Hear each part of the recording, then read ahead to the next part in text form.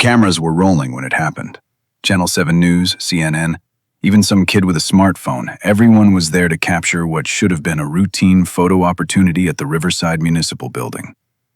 Congressman David Carter, fresh off his latest victory speech about supporting veterans, was making his rounds through the crowd of city workers and local officials, flashing that practiced politician's smile that had won him 3 consecutive terms. The autumn air was crisp that Tuesday morning, and the golden October light streaming through the tall windows of the municipal building's main lobby created the perfect backdrop for what Carter's communications director had called authentic community engagement. Carter had just finished announcing a new federal grant for veteran services, $12 million that would supposedly transform how the county treated its heroes. But Glenn Myers wasn't paying attention to the speech. The 72-year-old janitor stood quietly in his navy blue maintenance uniform near the back of the crowd, his weathered hands wrapped around the handle of his mop bucket. His steel-gray hair was neatly combed, his uniform pressed despite its obvious age, and his shoes, military-issue boots that had seen better decades, were polished to a dull shine. Glenn had been cleaning floors in this building for 8 years now. Every morning at 5:30 he'd clock in, methodically work his way through 3 floors of offices, bathrooms, and conference rooms, then clock out at 2 in the afternoon. He spoke when spoken to, nodded politely to the office workers who occasionally acknowledged his existence, and kept to himself. Most people who worked in the building couldn't have told you his last name if their lives depended on it. Congressman Carter was working the room like the seasoned politician he was, shaking hands with the mayor, embracing the fire chief, posing for pictures with the handful of local veterans who'd been invited to serve as props for his announcement. His aide, a sharp-eyed young woman named Sarah, was directing the photographer to capture just the right angles. "Make sure you get the flag in the background," she whispered urgently, "and see if you can get him talking to that veteran in the wheelchair. That'll play well in the districts." Carter nodded at something the mayor was saying while his eyes scanned the room for his next photo opportunity. That's when he spotted Glenn, standing quietly by himself near the maintenance closet. Perfect, Carter thought. Nothing said, man of the people, like shaking hands with the working class. The congressman made his way through the crowd, his entourage following like pilot fish around a shark. Several cameras turned to track his movement as he approached the janitor. Glenn saw him coming but didn't move, didn't straighten up or put on the eager expression that most people wore when they realized they were about to meet their representative in Congress. "Good morning," Carter said loudly enough for the microphones to pick up, extending his hand with a broad smile. "I don't think we've met. I'm Congressman David Carter." Glenn looked down at the outstretched hand, then slowly raised his eyes to meet Carter's gaze. For a moment that seemed to stretch forever, the two men stared at each other. The noise of the crowd seemed to fade, the camera flashes seemed dimmer, and something passed between them that no one else in the room could understand. Then Glenn Myers did something that sent a shockwave through the room. He looked at the congressman's extended hand, looked back up at his face, and deliberately turned away without taking it. The silence was deafening. Carter's hand hung in the air for a few seconds before he slowly lowered it, his practiced smile faltering just enough for the cameras to catch it. A few people in the crowd shifted uncomfortably. Someone coughed. Carter, to his credit, managed to recover quickly. He let out a nervous chuckle and turned to the nearest camera. "Well, I guess we all have those days when we're not feeling particularly social, don't we?" He tried to make it sound light, jovial even, but there was something in his voice that suggested he was more rattled than he wanted to admit. Glenn continued mopping the floor as if nothing had happened, as if the most powerful politician in the county hadn't just been publicly snubbed by a janitor. The crowd began to murmur, and Carter's aide quickly steered him toward another group of veterans for damage control. But the damage was already done. Every camera in the room had caught the moment, and by the time Carter's motorcade left the building, the video was already being uploaded to social media platforms across the internet. The headline writers had a field day. "Janitor snubs Congressman. Working man refuses politician's handshake. When photo ops go wrong." By evening, the clip had been viewed over 200,000 times on various platforms, with comments ranging from supportive, Good for him. Politicians don't deserve automatic respect. To critical, how rude, that man should be fired. Back in his small apartment above Murphy's Tavern on Oak Street, Glenn Myers sat in his worn recliner, watching the news coverage with the sound turned down. He'd seen this before. The media frenzy, the instant judgments, the way a single moment could be frozen in time and dissected by people who had no idea what they were really looking at. His phone had been ringing all evening. Channel 7 wanted an interview. The local newspaper wanted a comment. Even his nephew in Portland had called, having seen the story on the evening news there. Glenn had ignored them all. He got up and walked to the small kitchen, where he poured himself 2 fingers of bourbon. Maker's Mark, the same brand he'd been drinking since his Army days. The apartment was sparse but clean, furnished with items that looked like they'd been accumulated over decades rather than chosen with any particular design in mind. A few books on the nightstand, mostly military history and westerns. A small television that got basic cable.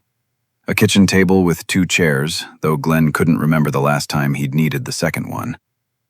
On the kitchen counter, partially hidden behind a ceramic cookie jar his sister had given him years ago, sat a small wooden box. Glenn looked at it for a long moment, then opened it and pulled out a military medal. A bronze star with a V device for valor. The ribbon faded, but the star itself still bright. Attached to it was a small laminated card with a photograph and some text that was too small to read in the dim kitchen light. Glenn held the medal for a moment, feeling its weight, remembering. Then he put it back in the box and closed the lid. The next morning, the story had taken on a life of its own.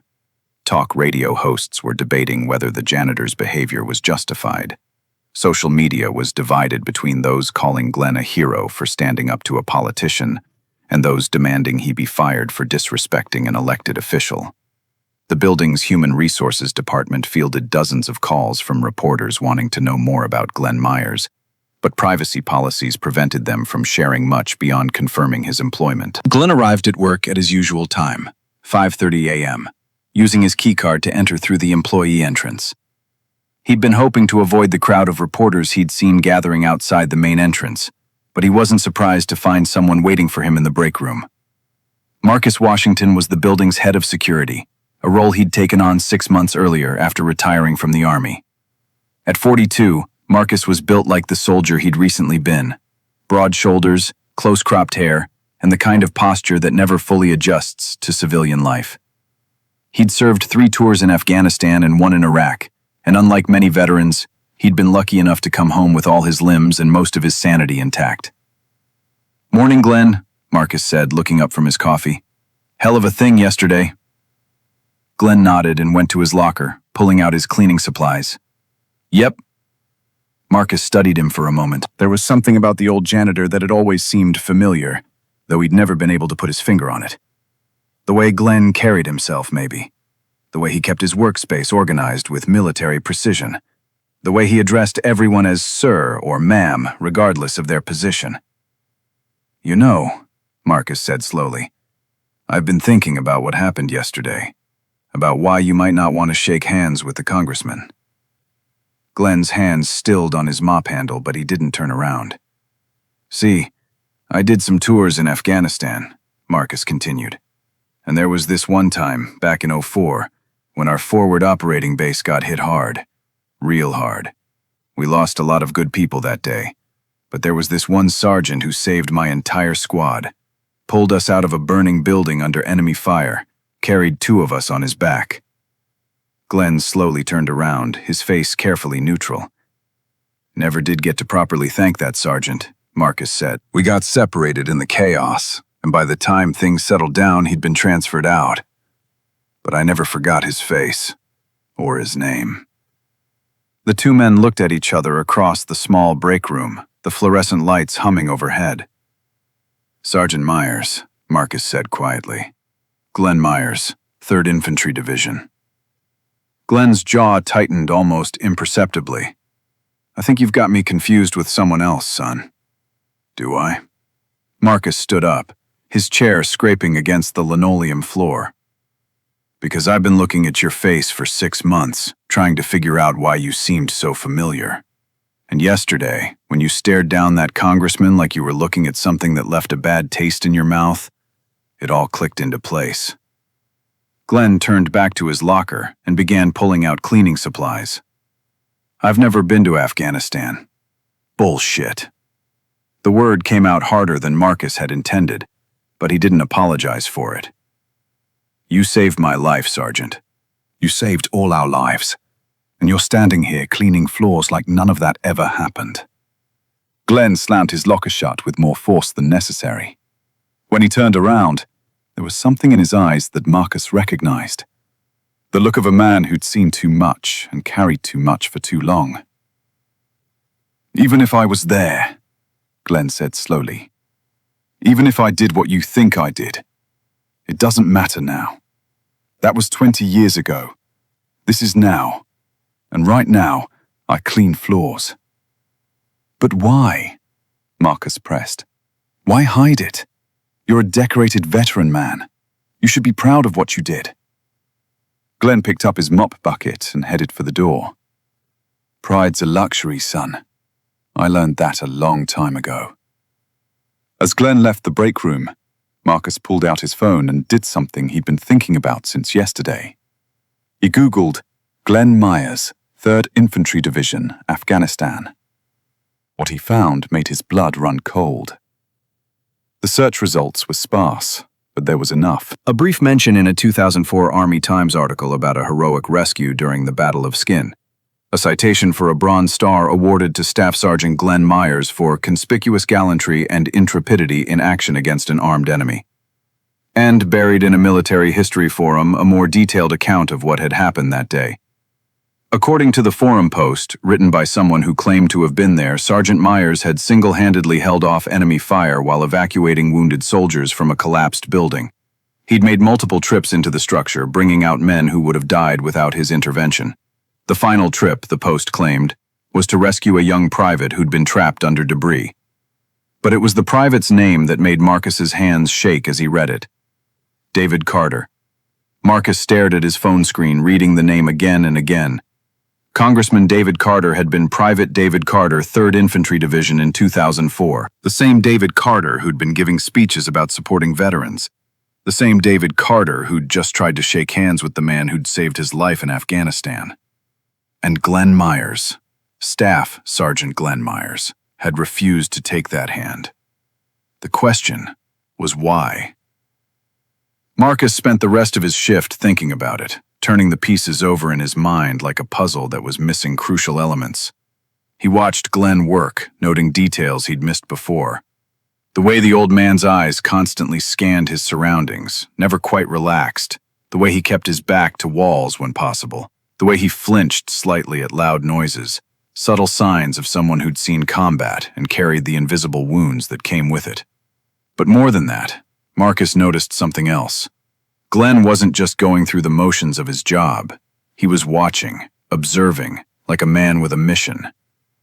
That afternoon, as Glenn was finishing his shift, Marcus cornered him again. "I know who he is," Marcus said without preamble.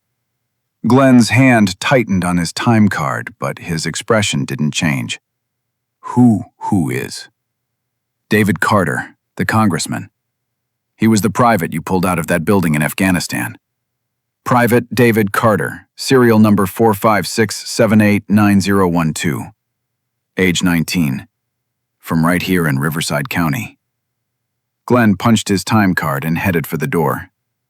"You've got quite an imagination, son." "It's not imagination," Marcus called after him.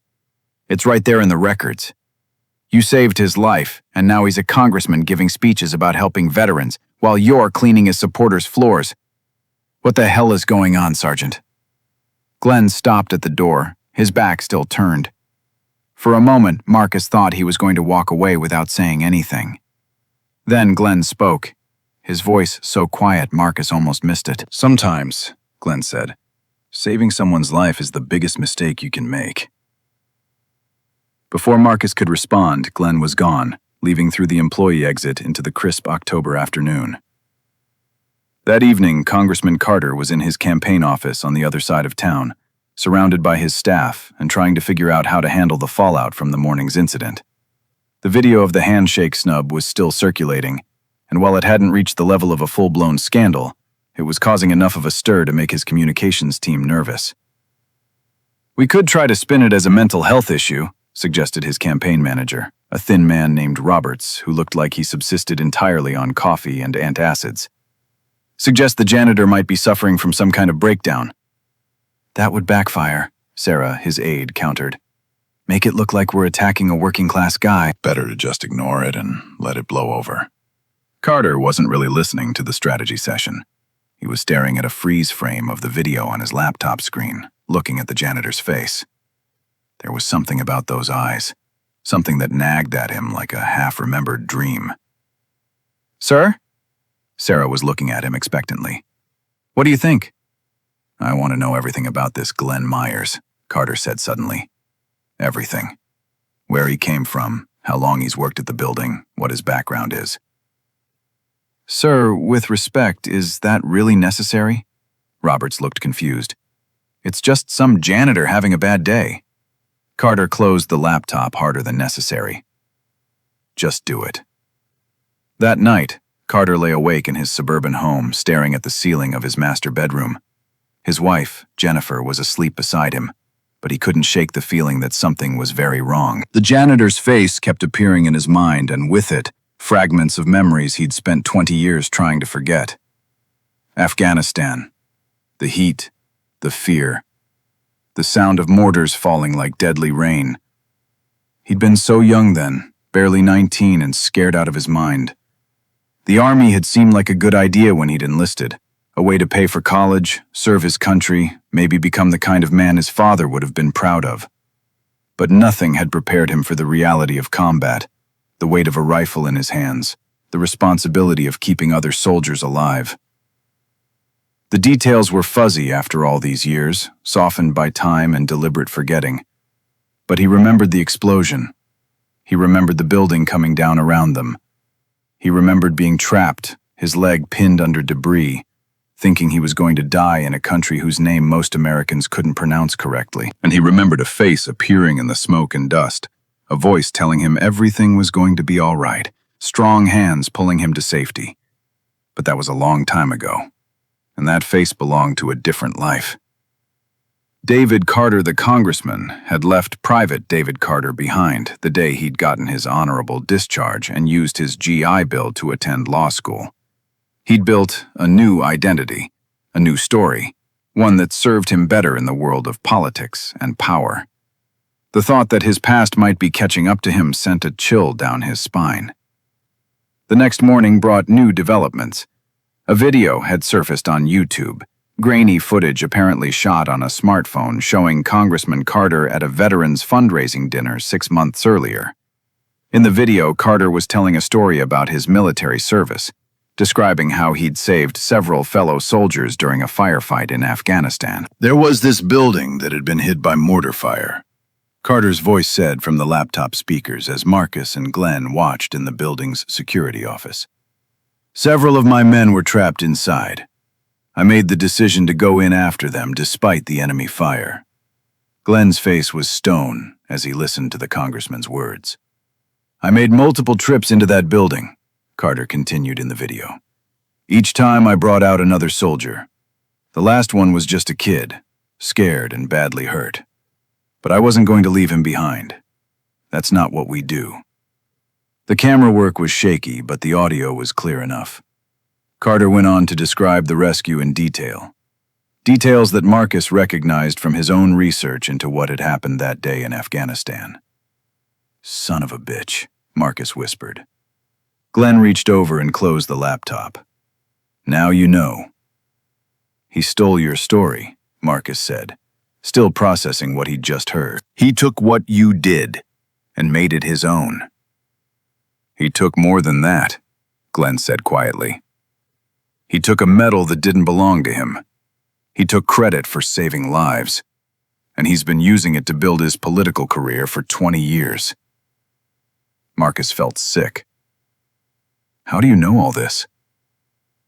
Glenn pulled out his phone and showed Marcus a bookmark, a cached web page from the congressman's official website. Under Carter's biography was a section titled Military Service that described his heroic actions during the Battle of Shikin and mentioned his Bronze Star with V device. "That's my Bronze Star," Glenn said. "My citation. My actions." He just put his name on it. But how is that possible? How does someone steal a military award? Glenn's laugh was bitter. You'd be surprised how easy it is when the real recipient disappears and doesn't fight it. Carter was medically discharged after the rescue. Severe PTSD, they said, but before he left, he filed some paperwork claiming he'd been the one who performed the rescue. By the time anyone thought to question it, I was already reassigned, and Carter was back in the States getting his medal and telling his story. Where were you? Why didn't you speak up? Glenn was quiet for a long moment. Because I was dealing with my own problems. Because I thought it didn't matter. Because I was young and stupid and figured what was done was done. Marcus studied the older man's face. But it does matter. It mattered enough for you to take a job in this building. It mattered enough for you to refuse to shake his hand in front of all those cameras. Glenn stood up and straightened his uniform. I've got floors to clean. That's not an answer, Sergeant. Glenn paused at the door. 20 years ago, I saved a coward's life, and he repaid me by stealing my honor and using it to build a career. You want to know why I took this job? You want to know why I've been mopping these floors for 8 years, listening to the staff talk about their wonderful congressman and his heroic military service? Marcus nodded. Because I've been waiting, Glenn said. Waiting for the right moment. Waiting for him to get comfortable, to get careless. Waiting for my chance to make him face what he really is. And now? Glenn's smile was cold. Now he knows I'm here. Now he's scared. And scared men make mistakes. That afternoon, Congressman Carter's worst fears were confirmed when his chief of staff, a former military officer named Colonel James Bradley, walked into his office with a manila folder and a grim expression. "We have a problem, David," Bradley said, closing the door behind him.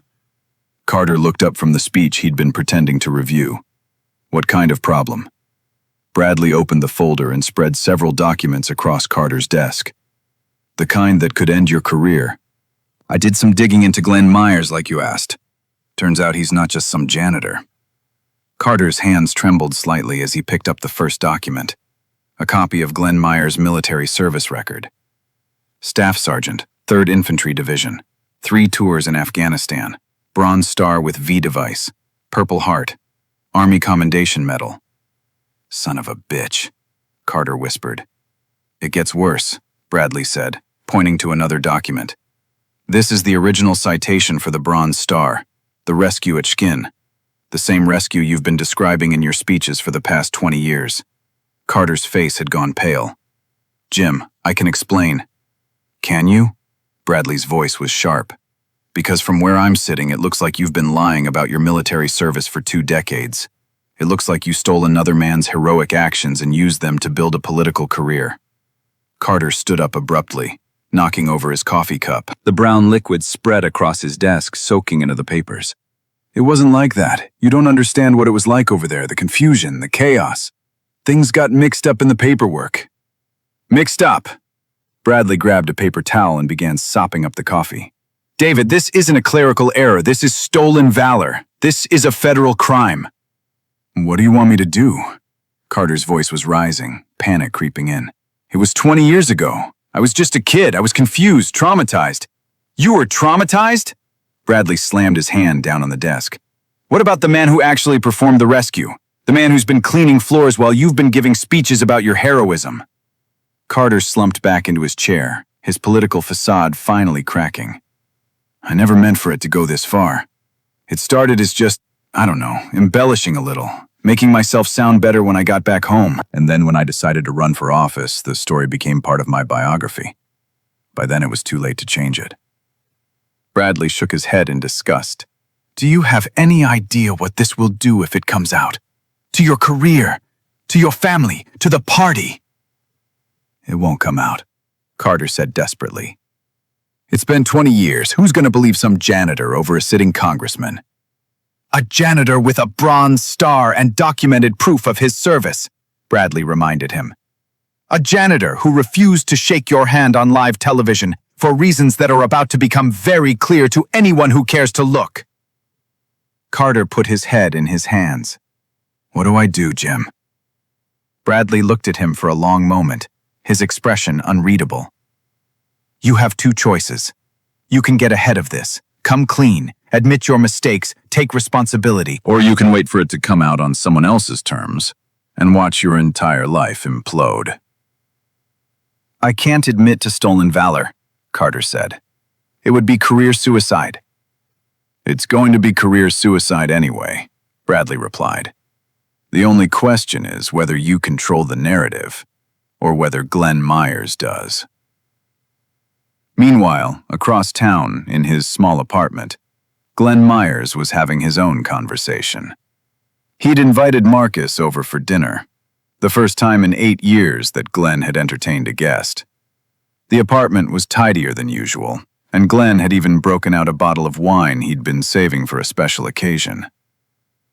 You know, Marcus said, cutting into the pot roast Glenn had prepared, you're a hell of a lot more interesting than I gave you credit for. Glenn smiled, the first genuine smile Marcus had ever seen from him. I've had a lot of practice keeping a low profile. But why? Marcus set down his fork and leaned forward. I mean, I get being angry about what Carter did. But why the elaborate setup? Why not just go public years ago? Glenn was quiet for a moment, considering his answer. You ever hear the phrase, revenge is a dish best served cold? Sure. Well, I prefer my revenge ice cold, Glenn said. When Carter stole my story, I was in no position to fight it.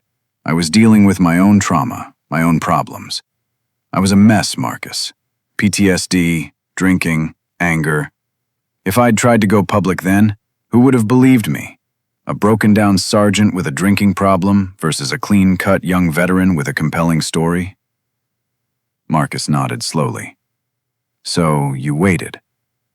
I waited. I got sober. I got my life together. And I watched David Carter build his career on my actions. I watched him give speeches about the importance of honoring veterans, while the real veteran, who saved his life, was washing dishes in a diner in Minneapolis. How did you find him? Glenn took a sip of wine. Same way you found me. The internet makes it hard to stay hidden forever. When I saw he was running for Congress, representing the same district where I'd grown up, it felt like fate. So you moved back here? I moved back here, got a job in the building where he'd be making appearances, and I waited some more. I studied him, Marcus. Learned his routines, his habits, his weaknesses. I watched him for 8 years, waiting for the perfect moment. Marcus felt a chill. What kind of moment? Glenn's smile was cold. The kind where he'd be surrounded by cameras and couldn't run away. The kind where the whole world would be watching when I made my move. The handshake, Marcus realized. You knew the cameras would be there. I knew everything, Glenn confirmed. The press conference, the veteran photo op, the exact spot where he'd be standing. I even knew he'd seek me out. Politicians can't resist the common man handshake. Jesus, Marcus whispered. You've been planning this for 8 years? I've been planning this for 20 years, Glenn corrected. The 8 years here were just the final phase. Marcus set down his wine glass, suddenly uncomfortable. Glenn, what exactly are you planning to do? Glenn reached into his pocket and pulled out the small wooden box Marcus had noticed earlier. He opened it and withdrew the bronze star, placing it on the table between them. I'm going to give him a choice, Glenn said. He can come clean on his own, admit what he did, and face the consequences like a man. Or I can do it for him. And if he chooses wrong? Glenn's eyes were hard as granite. Then David Carter is going to learn that some debts take 20 years to come due, but they always come due eventually. The next morning brought a new development that neither Glenn nor Congressman Carter had anticipated. A reporter from the Washington Post named Laura Chen had seen the viral video of the handshake snub and decided to dig deeper into the story. Chen was known for her investigative work on military affairs, and something about the incident had struck her as worth pursuing. Chen had started by researching both men involved in the viral moment. The congressman's biography was readily available, full of the usual political talking points and carefully crafted image management. But Glenn Myers proved more interesting, a complete ghost online until his employment at the municipal building, as if he'd materialized out of thin air 8 years ago. That kind of digital absence usually meant one of two things. Either someone was very good at maintaining privacy, or someone was deliberately hiding something.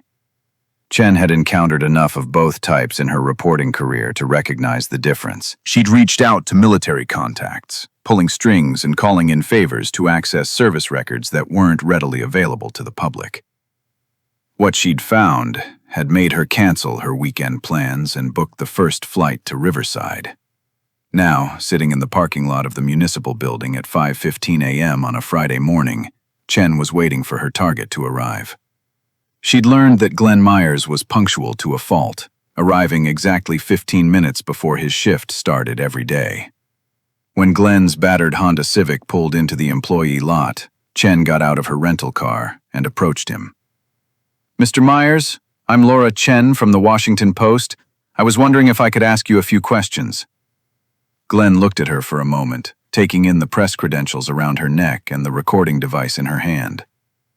"I don't talk to reporters." "It's about your military service," Chen continued. "Specifically, your service in Afghanistan in 2004. Glenn's hand froze on the car door handle. "I think you've got me confused with someone else." "I don't think I do," Chen said gently. "Staff Sergeant Glenn Myers, 3rd Infantry Division. Bronze Star with V device for actions during the Battle of Shkin. The same battle that Congressman Carter claims made him a hero." Glenn slowly turned around to face her. "What do you want?" "I want the truth," Chen said. "I've seen the records, Sergeant. I know what really happened in that building. And I know David Carter wasn't the one who pulled those soldiers to safety." Glenn studied her face for a long moment. "And what makes you think I'm going to confirm that for you?" "Because someone needs to tell the real story," Chen replied. "Because stolen valor is a crime, and the people who vote for David Carter deserve to know who they're really voting for."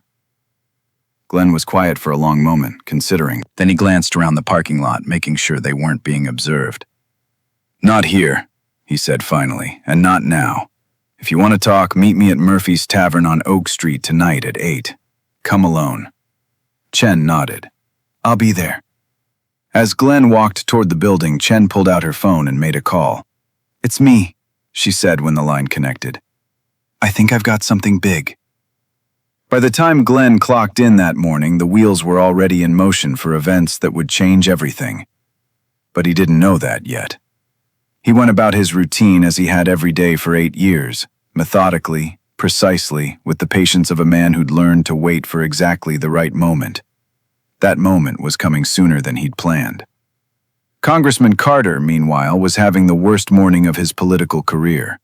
His chief of staff had scheduled an emergency meeting for 7 a.m., and the news Bradley delivered made Carter's blood run cold. "There's a reporter from the Washington Post sniffing around," Bradley said without preamble.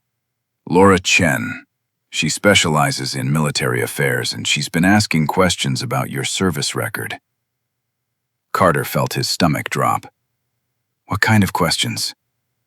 "The kind that suggests she already knows the answers," Bradley replied grimly. "She's been in touch with Pentagon sources requesting documentation about the Battle of Shkin. She's been asking about Glenn Myers." "Shit." Carter slumped in his chair. "How did she find out?" Does it matter? Bradley snapped. The point is, she knows.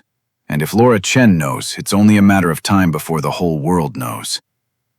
Carter's mind was racing, trying to find a way out of the trap that was closing around him. Can we discredit her? Find something in her background, maybe question her motives? Bradley stared at him in disgust. David, listen to yourself. You're talking about destroying a reporter's career to cover up your own lies. My political career is over if this comes out, Carter said desperately. Everything I've worked for, everything I've built. Should have thought of that 20 years ago, Bradley interrupted, before you decided to steal another man's heroism. Carter looked out the window of his office, watching the morning traffic flow past on the street below. Normal people going about their normal lives, unaware that his entire world was about to collapse. What do you recommend? He asked quietly. Bradley pulled out a legal pad and set it on the desk.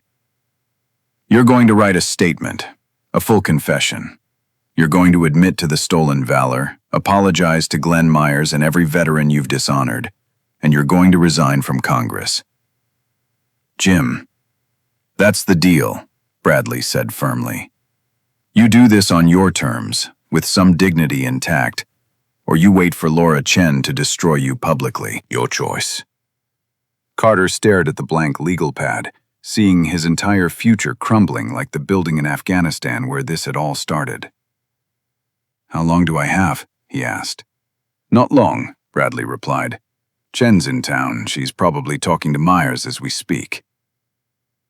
That evening, Murphy's Tavern was busier than usual for a Friday night. The after-work crowd was celebrating the end of another week, the noise level rising with each round of drinks. In a corner booth near the back, Laura Chen sat nursing a beer and reviewing her notes. Glenn arrived precisely at 8, as she'd expected. He'd changed out of his work uniform and into civilian clothes, jeans, a flannel shirt, and a worn leather jacket that looked like it had seen better decades. He slid into the booth across from her without ordering a drink. You came, Chen said. I said I would. Glenn's voice was steady, but Chen could see the tension in his shoulders. Can I record this? She asked, indicating the device on the table. Glenn shook his head. Background only, for now. Chen nodded and switched off the recorder. Tell me about Afghanistan. For the next hour, Glenn told her everything. The details of the rescue, the paperwork mix-up that became a deliberate deception, the years of watching David Carter build a career on stolen heroism. Chen listened without interruption, occasionally asking for clarification, but mostly just letting Glenn tell his story in his own words. Why now? She asked when he'd finished. Why are you willing to talk about this now? Glenn was quiet for a moment, considering his answer. Because I'm tired, he said finally. Tired of watching him give speeches about supporting veterans while he dishonors everything we stand for. Tired of cleaning floors while he gets awards for my actions. Mostly, I'm tired of carrying this alone. What do you want to happen? Chen asked. I want the truth to come out, Glenn said simply. I want people to know what really happened in that building. And I want David Carter to face the consequences of what he's done. Chen leaned forward. You know this will destroy him, right? His career, his reputation, everything. Glenn's expression didn't change. Some things are more important than one man's career. Like what? Like honor, Glenn said. Like integrity. Like the idea that when someone puts on a uniform and serves their country, their service means something real. Chen nodded and closed her notebook. I'll need to verify some of this independently. Military records, witness statements, that sort of thing. I figured you would. Glenn reached into his jacket and pulled out a manila envelope. This might help. Chen opened the envelope and found copies of military documents, photographs from Afghanistan, and what appeared to be contemporaneous accounts of the rescue written by other soldiers who'd been there. It was a treasure trove of evidence that would take her days to fully analyze. Where did you get all this? she asked. I've had 20 years to collect it, Glenn replied. I told you, Miss Chen. I've been very patient. The following Monday morning brought chaos to Congressman Carter's world. Laura Chen's article had been published online Sunday evening and would appear in the print edition of the Washington Post that morning. The headline was devastating. Congressman built career on stolen military heroism. The article was thorough, meticulously researched, and damning. Chen had not only documented Carter's theft of Glenn's actions, but had also tracked down other soldiers who'd been present during the rescue. Their accounts all corroborated Glenn's version of events and contradicted Carter's claims. Carter's phone had been ringing constantly since the article went live. Reporters, political opponents, colleagues, donors, everyone wanted a statement, an explanation, a response. Carter had locked himself in his home office and refused to take any calls. The doorbell rang at 9 a.m. and Carter heard his wife, Jennifer, answer it. Voices in the foyer, then footsteps on the stairs. Jennifer appeared in the doorway of his office, her face pale. "David," she said quietly, "there are reporters outside, and Bradley is here. He says you need to make a decision." Carter looked at his wife of 15 years, seeing the confusion and hurt in her eyes. She had believed his stories too, had been proud of his military service, had supported his political career built on what she thought was his heroism. "Jen," he started, but she held up a hand. "Is it true?" she asked simply. "Did you steal that man's story?" Carter's silence was answer enough. Jennifer turned and walked out of the room. Bradley appeared in the doorway a moment later, looking like he hadn't slept. "The party leadership wants to see you," he said. "This afternoon." They're already talking about asking for your resignation. What about the statement we discussed? Carter asked. Too late for that now, Bradley replied. Chen's story makes you look like a calculating liar, not someone who made a mistake. The best you can hope for now is damage control. Carter laughed bitterly. Damage control? Jim, my entire life is falling apart. Maybe it's time it did, Bradley said quietly. Maybe it's time you faced what you really are. That afternoon, while Carter was meeting with party leadership and fighting for his political life, Glenn Myers was having a very different kind of conversation. He'd been summoned to the municipal building's administrative offices, where he found not only the building manager but also Marcus Washington, and to his surprise, the mayor herself. Mr. Myers, Mayor Patricia Williams said, rising from her chair as he entered the conference room. Thank you for coming. Glenn nodded politely, his expression carefully neutral. Ma'am. The mayor gestured to a chair across from her. Please, sit. I think we have some things to discuss. Glenn sat down, his posture military straight, his hands folded in his lap. I read the article in the Post this morning, the mayor continued. I have to say it puts yesterday's events in a very different light. Yes, ma'am, Glenn replied. What I don't understand, Mayor Williams said, is why you didn't come forward sooner, why you let this go on for so long. Glenn was quiet for a moment, choosing his words carefully. Sometimes, ma'am, you have to wait for the right moment to seek justice. Sometimes rushing in just makes things worse. Marcus leaned forward. But 8 years, Sergeant? You've been working here for 8 years? Watching Carter make appearances? Listening to people praise his military service? That must have been torture. Glenn's smile was grim. I've endured worse. The building manager, a nervous man named Peterson, cleared his throat. Mr. Myers, I want you to know that we had no idea about your background. If we had known you were a decorated veteran, would it have mattered? Glenn interrupted gently. Would you have treated me differently if you'd known I had a Bronze Star? Peterson opened his mouth to respond, then closed it again. That's what I thought, Glenn said. And that's part of the problem, isn't it? We only respect veterans when their service fits a certain narrative, when it's convenient, when it makes us look good. Mayor Williams studied Glenn's face. Is that why you refused to shake the congressman's hand? To make a point about how we treat veterans? Glenn shook his head. No, ma'am. I refused to shake his hand because he's a liar and a thief, and I won't pretend otherwise for the sake of appearances." The room fell silent. Finally, Mayor Williams spoke again. "What happens now, Mr. Myers? What do you want?" Glenn considered the question. "I want people to know the truth. I want David Carter to face the consequences of what he's done, and I want to go back to my job." "Your job?" Peterson looked confused. "But surely you don't want to continue working as a janitor?" Glenn finished. "Why not? It's honest work. More honest than some jobs, apparently." Marcus smiled at that. "You're a hell of a man, Sergeant." "Just Glenn," Glenn replied. "I'm just a man who did his job and got tired of watching someone else take credit for it."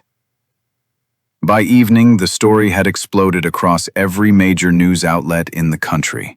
Cable news channels were running analysis pieces, military bloggers were weighing in, and social media was buzzing with reactions ranging from outrage to support for Glenn Myers.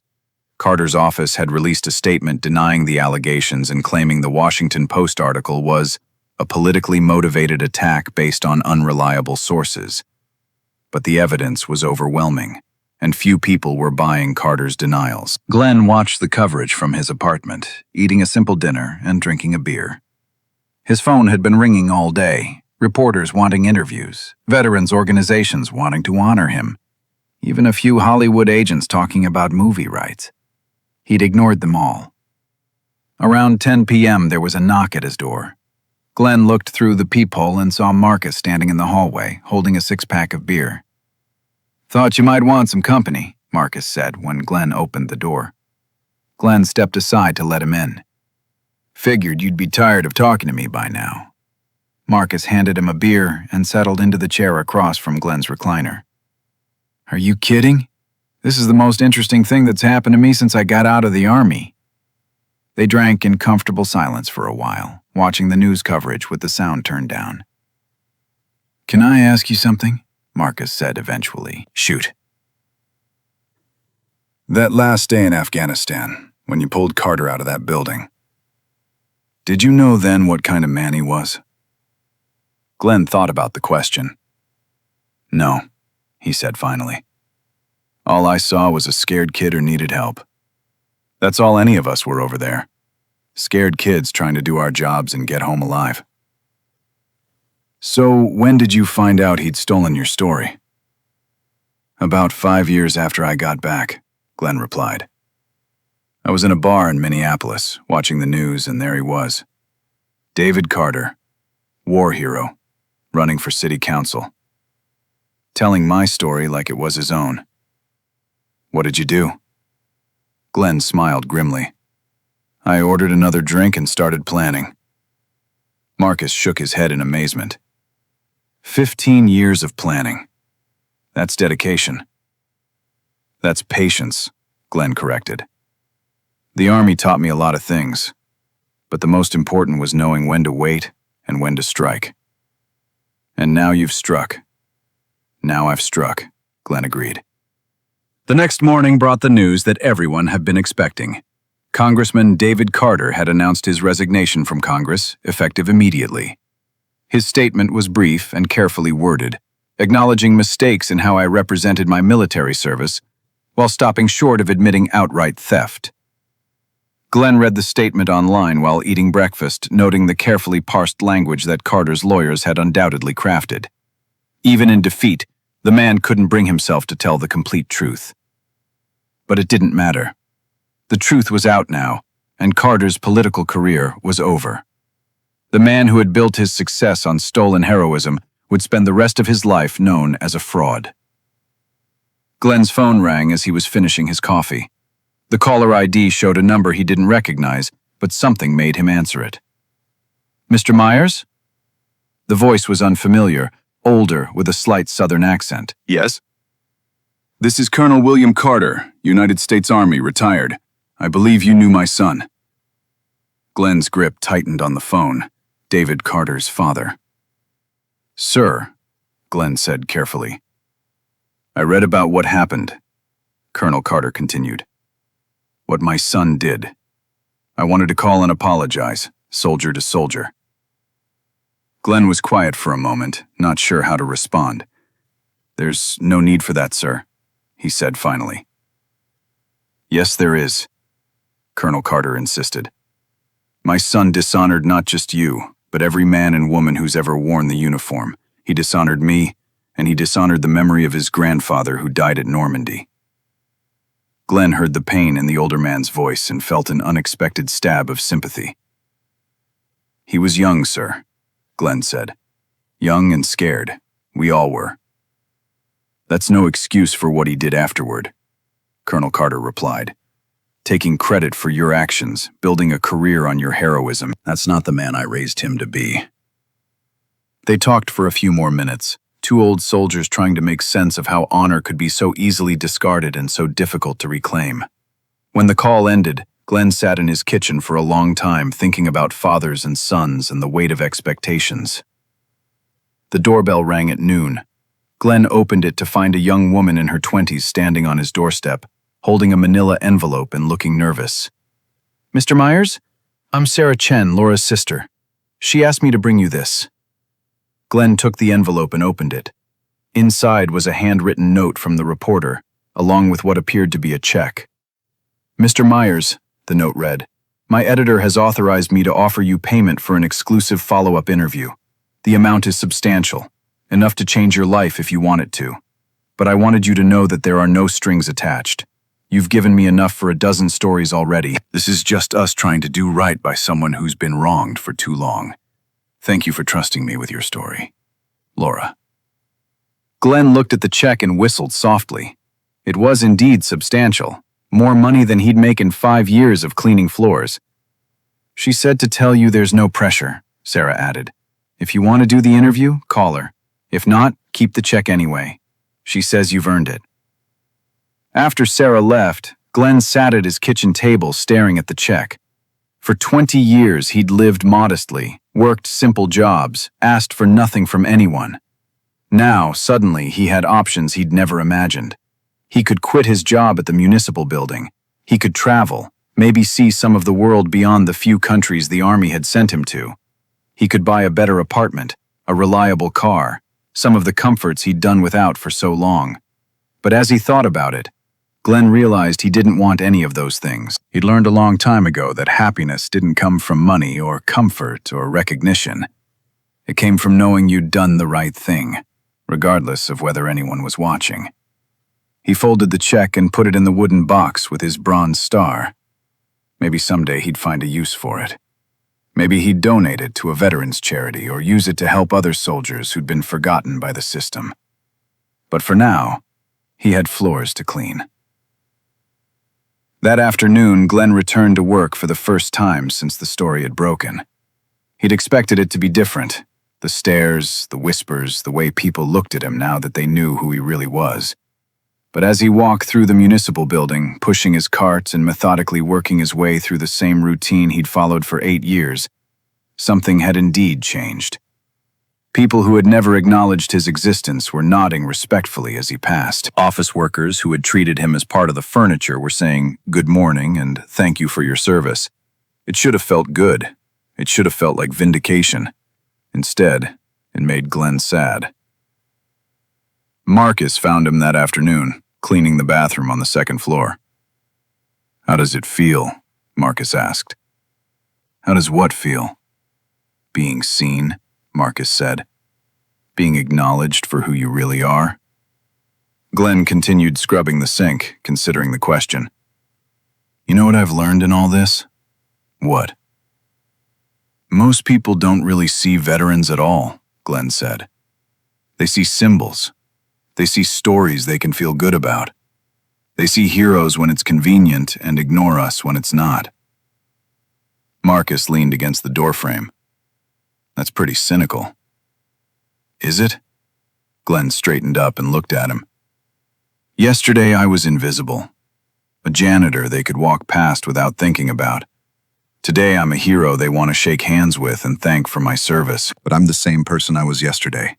I did the same job, had the same experiences, carried the same wounds. The only thing that changed was what they knew about me. So what's your point? Glenn went back to cleaning. My point is that real respect isn't about what someone did 20 years ago in a war most people can't find on a map. Real respect is about seeing the person in front of you, right now, and treating them with dignity regardless of their story. Marcus was quiet for a moment. You're saying they should have respected you before they knew you were a war hero. I'm saying they should respect everyone, Glenn replied.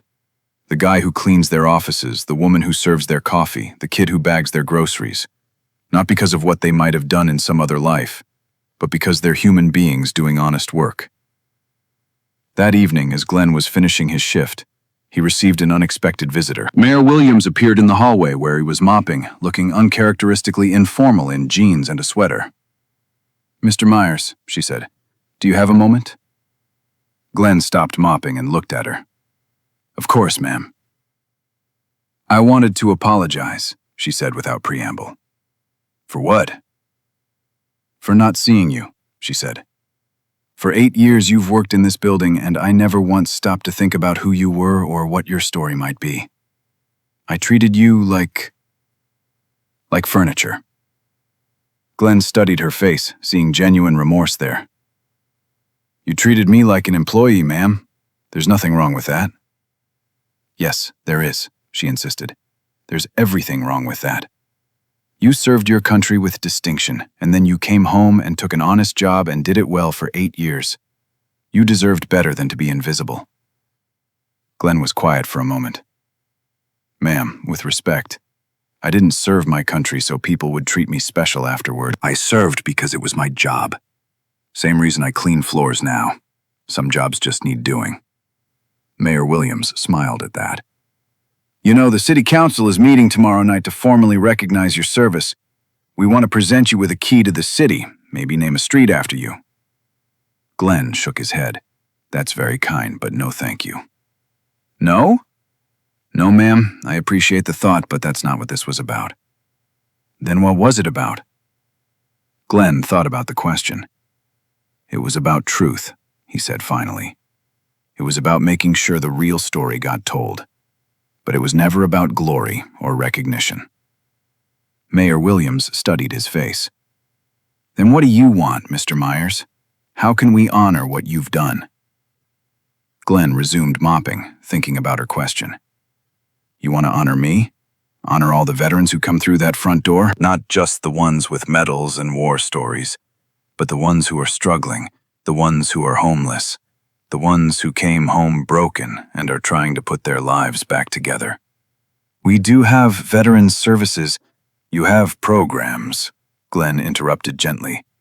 "What you don't have is understanding. You don't have patience for the veteran who can't hold down a job because of PTSD. You don't have compassion for the one who drinks too much because he can't sleep without nightmares. You don't have time for the ones who don't fit the hero narrative." Mayor Williams was quiet for a long moment. "What would you suggest?" "Hire more veterans," Glenn said. "Not just the polished ones, but the rough ones too. Give them a chance to prove themselves. Treat them like people, not symbols. And remember that service doesn't end when someone takes off the uniform. Sometimes that's when it really begins." The mayor nodded slowly. "Would you be willing to help us with that? Maybe serve on a veterans advisory board or something?" Glenn finished mopping the section of floor he'd been working on and looked at her. "I'll think about it." As Mayor Williams walked away, Glenn felt something he hadn't experienced in a very long time. Hope. Not for himself, but for the other veterans who would come after him. The ones who deserved better than to be invisible until someone decided their stories were worth telling. The next few weeks brought a media frenzy that Glenn found both overwhelming and oddly amusing. Book agents called with 7-figure offers for his memoir. Hollywood producers wanted to option his life story. Documentary filmmakers wanted to follow him around with cameras. Glenn turned them all down. What he didn't turn down was the steady stream of veterans who began showing up at his apartment door. Word had gotten out somehow, probably through Marcus, though Glenn didn't mind. And they came seeking advice, support, or just someone who understood what they'd been through. There was Tommy Rodriguez, a young Marine who'd lost his leg in Afghanistan and was struggling with addiction. There was Patricia Johnson, an Army medic who'd done 4 tours in Iraq and couldn't hold down a civilian job because of her PTSD. There was Bill Hamilton, a Vietnam veteran who'd been homeless for 3 years and had given up on the VA system entirely. Glenn listened to their stories, offered what help he could, and slowly began to understand that his real mission wasn't finished. Exposing David Carter had been just the beginning. One evening, about a month after the Washington Post article had run, Glenn received a phone call that surprised him. The caller ID showed a number he didn't recognize, but when he answered, the voice on the other end was painfully familiar. "Glenn, this is David Carter." Glenn was quiet for a long moment, processing the fact that the man who had stolen his story was calling him at home. "Congressman," Glenn said finally, though Carter was no longer entitled to the title. "Just David now," Carter said with a bitter laugh. "I resigned, remember?" "I remember." There was a long pause before Carter spoke again. "I wanted to apologize." "Okay." "I mean, really apologize," Carter continued. "Not the lawyer-written bullshit I put out in the press. I wanted to tell you, person to person, that I'm sorry for what I did to you." Glenn walked to his kitchen window and looked out at the street below. "Why now?" "Because I've been thinking about that day in Afghanistan," Carter said. "Really thinking about it for the first time in 20 years. And I remember how you looked when you pulled me out of that building. Like you'd do anything to save a fellow soldier, like my life mattered to you even though you didn't know me from Adam." Glenn didn't respond. "I was so scared," Carter continued, his voice breaking slightly. "So fucking terrified that I was going to die in that shithole country for a war I didn't understand. And you came back for me anyway. You risked your life for mine." "It was my job," Glenn said quietly. "No, it wasn't," Carter replied. "Your job was to follow orders. Your job was to complete the mission. But you chose to come back for one scared kid who was pinned under debris. That wasn't duty, Glenn. That was heroism." Glenn closed his eyes, remembering that day. The heat, the smoke, the weight of Private Carter's body as he carried him to safety. "So why?" Glenn asked. "Why steal it?" Carter was quiet for a long time. "Because when I got home, nobody wanted to hear about how scared I was," he said finally. "Nobody wanted to hear about the nightmares or the guilt or the feeling that I was a coward who'd been saved by a better man. They wanted a hero story, and your story was the only heroic thing that had happened to me over there." "So you made it yours?" "I made it mine," Carter admitted. "At first it was just little things, telling a girl at a bar that I'd been in combat, making myself sound braver than I was. But then it grew, and before I knew it I was trapped in this lie that had become the foundation of everything I'd built." Glenn sat down at his kitchen table feeling suddenly tired. 20 years, David. For 20 years you let people believe you were something you weren't." "I know," Carter said. "And I know there's no excuse for that. I know I can't undo the damage I've done to you, to my family, to everyone who believed in me." "So what do you want from me?" Glenn asked. "Nothing," Carter said. "I don't deserve anything from you. I just wanted you to know that I remember who you really are. I remember what you did for me, and I wanted to say thank you, even though it's 20 years too late." Glenn was quiet for a long moment, processing Carter's words. "David," he said finally. "Yeah?" "Don't call me again." Glenn hung up the phone and sat in his kitchen for a long time thinking about forgiveness and redemption, and whether some sins were too large to be absolved by apologies. 3 months later, Glenn Myers was still cleaning floors at the Riverside Municipal Building. He'd turned down offers to work for veterans organizations, declined invitations to speak at military events, and refused to cash the check from the Washington Post that still sat in his wooden box. But things had changed, in small ways that mattered more than the grand gestures he'd rejected. The building now employed 3 additional veterans, all of them given chances despite less than perfect records. Mayor Williams had established a veterans outreach program that focused on practical help rather than symbolic gestures, and Glenn had quietly become the unofficial counselor for every veteran in the county who needed someone to talk to. Marcus found him one afternoon, mopping the lobby, where it had all started 6 months earlier. "You know," Marcus said, "you could have parlayed all this into something bigger. Book deals, speaking engagements, maybe run for office yourself."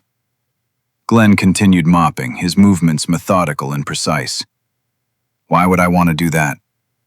"Because you've got a platform now. People listen to you. You could make real change." Glenn stopped mopping and looked at him. "I am making real change. One conversation at a time. One veteran at a time. One person who realizes that the guy cleaning their office has a story worth respecting." Marcus nodded slowly. "You're a better man than most, Sergeant." "I'm just a man who learned the difference between recognition and respect," Glenn replied. "Recognition is what David Carter wanted. Respect is what every person deserves, regardless of their story." As Glenn went back to his work, Marcus watched him with something approaching awe. The man had exposed one of the biggest political scandals of the year, had his story told in newspapers around the world, and had been offered wealth and fame beyond most people's dreams. And he'd chosen to keep mopping floors. Because sometimes, Marcus realized, the most revolutionary act isn't seeking glory. It's finding dignity in honest work and demanding that others be seen with the same clarity you've fought to achieve for yourself. Glenn Myers had won his war not by destroying his enemy, but by refusing to become him. He'd reclaimed his story not to elevate himself, but to remind the world that everyone has a story worth telling. And every morning at 5:30 a.m., he clocked in to clean the floors of a building where powerful people made important decisions, carrying with him the quiet knowledge that sometimes the most important battles are fought not for conquest, but for truth. The janitor who'd refused a handshake had taught a nation that respect isn't earned through titles or recognition. It's given freely to those who do their jobs with integrity, regardless of whether anyone is watching. And that, Glenn thought as he pushed his mop cart toward the next office, was a lesson worth 20 years of patience. 6 months after David Carter's resignation from Congress, Glenn Myers received one final surprise. He was finishing his evening routine, putting away his cleaning supplies in the maintenance closet, when Marcus appeared with an envelope in his hand. "This came for you today," Marcus said. "Certified mail." Glenn looked at the return address and frowned. It was from a law firm in Washington, D.C., one he didn't recognize. He opened the envelope and found a letter that made him sit down heavily on the small stool in the closet. "Dear Mr. Myers," the letter began, "we represent the estate of Colonel William Carter, USA, retired, who passed away last month. Colonel Carter left specific instructions that this letter be delivered to you upon his death." Glenn's hands shook slightly as he continued reading. "Mr. Myers, if you are reading this, it means I am no longer able to personally deliver the apology I owe you. My son's actions brought dishonor not only to himself, but to our family and to every soldier who has ever served with distinction. I have spent the last months of my life trying to find a way to make amends for the damage he caused. Enclosed you will find the original Bronze Star that should have been awarded to you for your actions at the Battle of Shkin. I retrieved it from David's personal effects and had it properly re-engraved with your name and service details. Also enclosed is the original citation, signed by your commanding officer and witnessed by the soldiers you saved that day. I have also established a scholarship fund in your name at the State University, specifically for the children of enlisted soldiers who have served in combat. The fund has been endowed with sufficient resources to provide full scholarships in perpetuity. This is not an attempt to buy forgiveness or ease my family's shame. Nothing can undo what my son did to you. But perhaps some good can come from this terrible situation. Perhaps other young people can be helped by resources that should have been available to their parents long ago. You served with honor, Mr. Myers. You deserved better from my son, from the Army, and from your country. I hope this small gesture can serve as a beginning toward the recognition you should have received 20 years ago. With deepest respect and humblest apologies, Colonel William Carter, USA, retired. Glenn stared at the letter for a long time, then looked at the medal box that had been included in the package. Inside was indeed a bronze star, newly engraved with his name, along with the original citation and several other documents he hadn't seen in 20 years. Marcus, who had been waiting patiently, finally spoke. Good news or bad news? Glenn closed the box and stood up slowly. Complicated news. He handed Marcus the letter and watched the younger man's face change as he read it. Jesus, Marcus whispered. His father gave you back your medal. He tried to, Glenn said. But the medal was never really gone. I've known what I did, and so have the men I served with. A piece of metal doesn't change that. But the scholarship fund? That's different, Glenn agreed. That helps people. That matters. They stood in the maintenance closet for a moment, both lost in their own thoughts. What will you do now? Marcus asked. Glenn looked around the small space that had been his domain for 8 years. The cleaning supplies neatly organized, the schedule taped to the wall, the routine that had given his life structure and purpose. Same thing I did yesterday, he said. Same thing I'll do tomorrow. I'll clock in, do my job, and go home. Maybe help a few veterans along the way. But you could do so much more now, Marcus protested. With this scholarship fund, with your platform, with everything that's happened. Glenn smiled. The same quiet smile Marcus had learned to recognize over the months of their friendship. Marcus, he said, I've learned something in all this. The most important work doesn't always look important to other people. Sometimes the most heroic thing you can do is show up every day and do your job with integrity, whether anyone notices or not. He picked up his time card and punched out for the day. Besides, he added, someone's got to keep these floors clean. And I've gotten pretty good at it. As they walked out of the building together, Marcus realized that Glenn Myers had taught him something profound about heroism. It wasn't about the medal or the recognition or the dramatic moments that made headlines. It was about the daily choice to do right by the people around you, to find dignity in honest work, and to treat everyone with the respect that comes not from what they've done, but from who they are. The janitor who'd refused a handshake had changed the world not through grand gestures, but through the simple act of insisting that truth mattered more than convenience, that integrity mattered more than image, and that real heroism was measured not in moments of glory, but in years of quiet service. And tomorrow morning at 5:30 a.m., he'd clock in again and continue the most important work of all, reminding everyone who crossed his path that every person has value, every story matters, and every act of service, no matter how small it might seem, has the power to change the world.